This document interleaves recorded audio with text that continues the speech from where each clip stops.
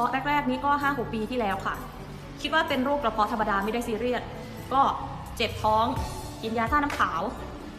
แต่หนักๆเข้าคือไม่ไหวจริงๆจุกเสียดแน่นตรงลิ้นปี่แล้วก็แน่นลามมาหน้าอกเสร็จแล้วก็หายใจไม่สะดวกเหมือนมีอะไรติดคอโหทรมานมา5-6 ปีค่ะพยายามหาวิธีรักษาใช้ทุกยาที่เขาว่าดีก็ไม่เป็นผล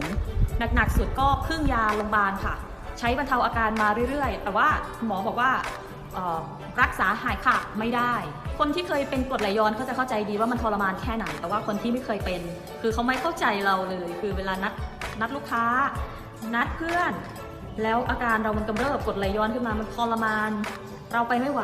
ยกเลิกทำให้เสียเวลามากบางทีเขาก็หาว่าเป็นข้ออ้างนี่สำหรับคนที่เป็นโรคกระเพาะหรือเป็นโรคกรดไหลย้อนนะครับโดยธรรมชาติของ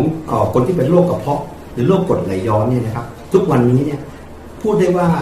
ยาที่มีอยู่เนี่ยไม่ใช่ยาที่รักษาโรคโดยตรงสิ่งที่เราทำได้คือเราก็กินพวกด่างลงไปแค่นั้นเองกรดกับด่างก็มาพันทุกก็เกิดการบาลานซ์ทำให้เกิดpH มันมากลับมาสู่ภาวะปกติคือ pH ประมาณ7นะครับในช่วงระยะเพียงสั้นๆเท่านั้นเองแล้วหลังจากนั้นขึ้นมาจุดอักเสบในกระเพาะมันก็ยังคงอยู่ก็ทำให้เป็นหายเป็นหายอยู่เนี่ยโดยไม่มียาตัวใดที่จะใช้รักษาได้สิ่งที่เราทำกันในสมัยก่อนคนไทยเราก็จะนิยมกินขมิ้นชัน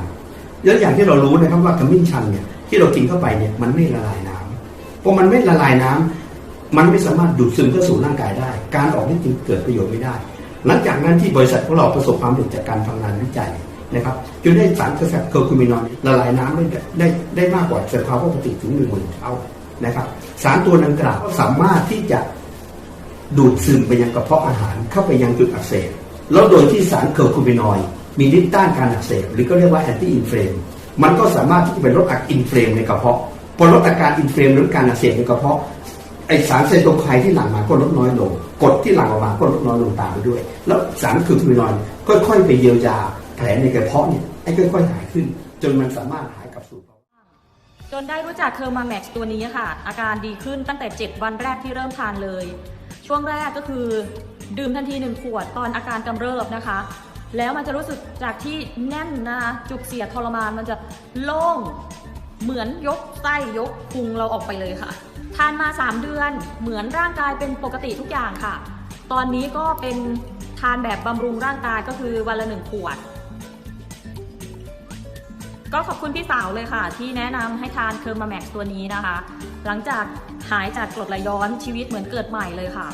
มองอนาคตตัวเองยาวๆเลยคิดว่ามีชีวิตต่อไปอีกยาวแน่นอนนะคะหลังจากที่หายแล้วคือนึกถึงคนที่เขามีอาการเหมือนเรานะคะอยากจะบอกว่าผ่านมาแล้วรู้ว่าทรมานแค่ไหนอย่าท้อนะคะอย่าเพิ่งถอดใจลองรักษา